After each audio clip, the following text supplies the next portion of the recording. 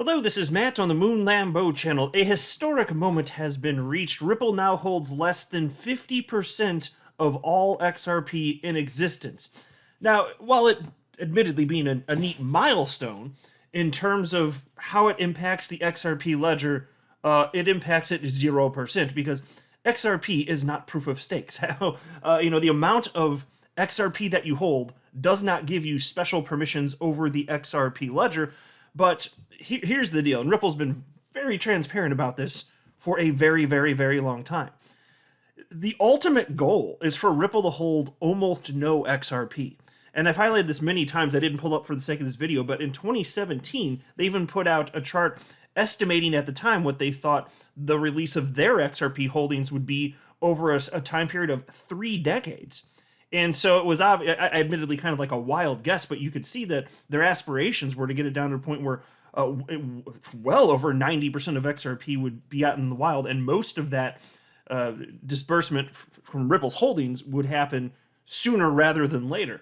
And I haven't seen an updated chart since then, but suffice it to say, as on-demand liquidity picks up here, that XRP that Ripple holds is going to need to get out into the wild, and there's actual demand for it. That's what's resulting in the decrease of Ripple's holdings, because to be clear, at this point, and ever since 2019, Ripple has only been selling XRP to on-demand liquidity partners. So if the holdings are going down, what do you think is happening here? It's real-world adoption. So you're going to continue to see an exponential increase in on-demand liquidity, which means utilization of XRP as a bridge currency, which is fantastic, obviously. But as a result of that, again, Ripple, they're not going to hold anywhere near as much XRP as they hold today at the not too distant future. And so why is it historic? Well, look, I'll just speak from a personal perspective. I'm tired of all the baby back bithith. That's what Mike Tyson would say anyway. I'm tired of all the bithith having this bogus talking point about XRP being centralized because of how much XRP Ripple holds when it gives no special powers. But that's going to go away. That talking point, which is made up full of nonsense, is going to evaporate. So Ripple released their Q3 2022 markets report last night, and I printed the thing up, got some dead trees of my little Moon Lambo fingers here, and I just highlighted the parts that I found to be most interesting, and I'm going to run through them in this latest Moon Lambo hot jam. But before going further, I do want to be clear, I do not have a financial background of any kind. I am not offering financial advice, and you definitely should not buy or sell anything because of anything I say or write. I'm just an enthusiast who enjoys making YouTube videos about crypto-related topics, but just as a hobby and just for fun. So we can start out right here. For those of you looking on the screen, key highlight: Ripple's XRP holdings. Across Ripple's various wallets, the amount of XRP held for the first time is below 50 billion, or 50% of the total outstanding supply. Critics have pointed to the company's XRP ownership as an indicator that the XRP ledger is controlled by Ripple. This is not true. The XRP ledger uses federated Byzantine consensus to validate transactions and new features and secure the network, which means that each validator node gets one vote regardless of how much XRP they own. Ripple currently operates 4 out of 130 plus validator nodes on the XRP ledger. Yeah, exactly. And so similarly, and I've pointed this out in the past, when any of the Bitcoin maxi trolls come out from under their bridges to say crap about Ripple holding a bunch of XRP and how that makes it centralized, I'll just point to them that, hey, so if there were an entity that held about half the supply of the Bitcoin, would that make Bitcoin centralized? Well, obviously it wouldn't. It wouldn't change anything about in the monetary policy of Bitcoin. That's not how that works. Moving on here. Oh yeah, so they're talking a bit about resiliency of markets, which just in general in crypto, and I found this to be fascinating. There's a point that I wanted to make on this. It was right here, yeah. Crypto markets showed signs of resilience by outperforming asset classes such as equities, bonds, and foreign exchange. Over Q3, Bitcoin outperformed the S&P 500 by over 5% and outperformed U.S. Treasuries by over 8%. During September, which was a substantially red month for equities and bonds, crypto found strong support across tokens and projects and managed to trade mostly range-bound. This led to a near-term decoupling of correlations with Bitcoin to S&P at 0.5 and with XRP to S&P at 0.2. At the beginning of Q3, these numbers were materially higher. So in terms of this idea of crypto markets decoupling, and I have seen people just broadly speaking about this on social media, it's like, just to be super duper clear, and what Ripple reported is correct, but to be super clear here, there is no indication that crypto is actually in any sort of meaningful way decoupling from equities. It's just there really is no evidence. Over any short period of time, you could cherry pick instances where it looks like there's some sort of disconnect, and it could be because we're going through one of like a historic crypto rally, like when Bitcoin ran up to about 20 grand for the first time in late 2017. You could have compared that to equities and be like, see, it's disconnected. Okay, well, no, as you can see, let years pass, and if you zoom in on a chart, then it looks very samey.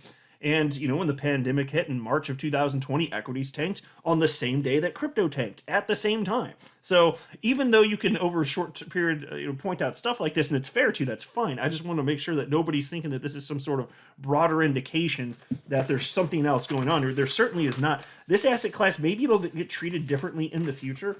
But right now, it's in such nascency that it's all getting treated the same. And most cryptocurrencies, even within this asset class, are getting treated about the same. And you can see that in terms of price action. It's not about utility, unfortunately, though in the future, I certainly believe that there will be. Then Ripple also is talking about the XLS-20 update. This is the one that would provide additional functionality for NFTs on Layer 1 on the XRP ledger, which is, I think, a very big deal. And so I'll just briefly mention this, but check this out. XLS-20 update.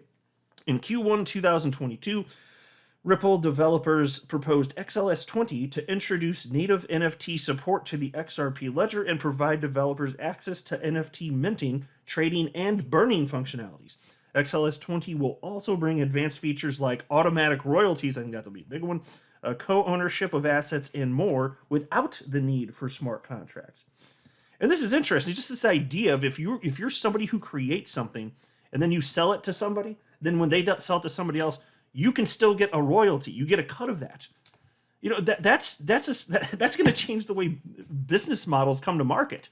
That's something that literally was not possible without this technology. It's very clear that NFTs are not going to go away. And it's fun to make the joke about how they're just a bunch of overpriced JPEGs. And not that there's no truth to that, but that's not all that this is. And you're going to have this functionality on the XRP ledger. And utilizing all this functionality, by the way, does require actual XRP. So it's just another thing, if adopted in any sort of meaningful way, it's going to help to ensure the long-term viability of XRP. Reasons to be optimistic, my friends. Then we've got this. Q3 was a strong quarter for on-demand liquidity. I love seeing that. As Ripple entered new markets and customers continued to leverage on-demand liquidity for cases beyond individual payments, such as treasury and bulk payments. And actually one of them they cite right here, iRemit. If it sounds familiar, it might be because they've been in the news and discussed a lot within the XRP community on social media lately, because they filed an amicus brief in the SEC v. Ripple case, and it was awesome. I covered that thing in its entirety. It was absolutely fantastic. But iRemit, they've been a customer of Ripple's for a long time, using on-demand liquidity, meaning XRP as a bridge currency, for years.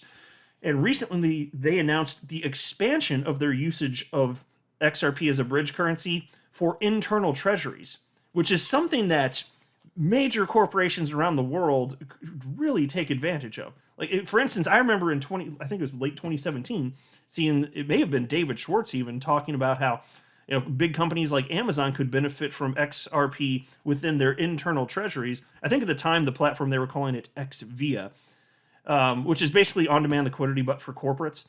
And now they just kind of dumped it all into like the bucket of on-demand liquidity. So it's just a branding thing. But point being, if you have operations in many different countries the world over, you still need to move funds. You still need to pay your employees and vendors and all this. And moving funds is a pain in the rear side for you if you're a major corporation. But you can streamline that by converting from one fiat currency to another using XRP as a bridge. So even corporates can use this. And we actually saw this happen. And it may have happened in the past, but the first one that I can recall happening is this one, or at least being publicly announced that I personally can recall, is iRemit. So they're finding, okay, not only is it useful to move money around the planet for their customer base, but internally for them, because they're big enough that they got presence in various countries. even just for internal treasury operations. I just think it's the coolest thing on the planet. Like, this is real world utility. Nobody's forcing them to do this. iRemit was not paid by Ripple to use this technology. It just makes their lives better, and it makes their customers' lives better. That's just how it is. Now, as far as sales, take a look at this. Q3 sales and purchases last quarter. Total XRP sales by Ripple net of purchases were 310 million, I'm using a round number there, versus 408 million USD the previous quarter. Ripple has continued to sell XRP only in connection with on-demand liquidity transactions, and ODL volumes have ramped up as Ripple's on-demand liquidity business expanded globally. As has been the case since Q4 2019, Ripple did not conduct programmatic sales and has no plans to do so going forward. And so programmatic sales would just be any sales that Ripple allowed that were not specifically on-demand liquidity partners. They stopped doing that. It's all about on-demand liquidity. And the volume, I mean, it speaks for itself. I mean, here, look down here. Let me scroll. Here we go. If you look at net sales as a percent of total volume, last quarter, or well, compared to what this report's talking about, so meaning Q2, the volume was it's 0.47%. Ripple's sales in Q2 accounted for 0.47%, and that's down in Q3 to 0.42%. And so this is why I'm telling you, like, if Ripple didn't have any volume, say it went from 0.42% to 0%, there would be no detectable change in the global price of XRP. That's just what I'm saying. Like, Ripple's selling so little XRP, it's not something that would be measurable or noticeable. They're being responsible stewards of the XRP ecosystem to the extent they have any power to do so at all.